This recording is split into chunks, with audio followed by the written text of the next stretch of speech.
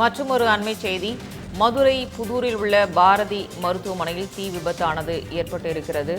அதை அண்மை செய்தியாக பார்த்து வருகிறோம். மதுரையின் மூன்றாவது தளத்தில் தீ விபத்து ஏற்பட்ட நிலையில் நோயாளிகளுக்கு பாதிப்பு இல்லை என தகவலானது தெரிவித்திருக்கிறது. மருத்துவமனையின் மூன்றாவது தளத்தில் தீ விபத்து ஏற்பட்டிருக்கக்கூடிய நிலையில் அங்கு நோயாளிகளுக்கு பாதிப்பு இல்லை என்ற தகவலும் தெரிவித்திருக்கிறது. மூன்றாவது தளத்தில் செவிலியர்கள், உதவியாளர்கள் தங்கியிருந்த அறைகளில் தீப்பிடித்ததாக தகவலானது வெளியாகியிருக்கிறது. மதுரை புதூரில் உள்ள தனியார் மருத்துவமனையில் தீ விபத்தானது நிகழ்ந்திருக்கிறது.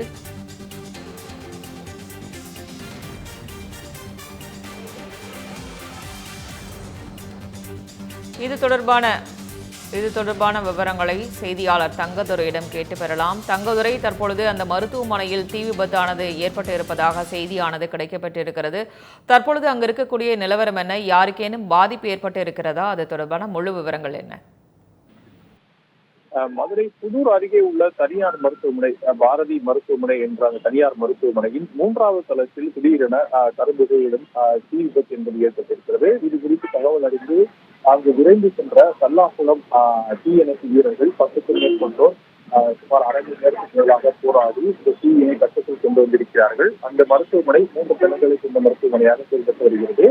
மூன்றாவது தளத்தில் 50க்கும் மேற்பட்ட செவிலியர்கள் அங்கு தங்கி பணிபுரியக்கூடிய சூழலில் இந்த தீ விபத்து என்பது ஏற்பட்டிருக்கிறது. இது குறித்து தகவல் அறிந்து உடனடியாக அங்கு தங்கி இருந்த செவிலியர்கள் அனைவரும் கீழே இறங்கியதால் நல்வாய்ப்பாக உயிரிழப்புகள் எதுவும் ஏற்படவில்லை.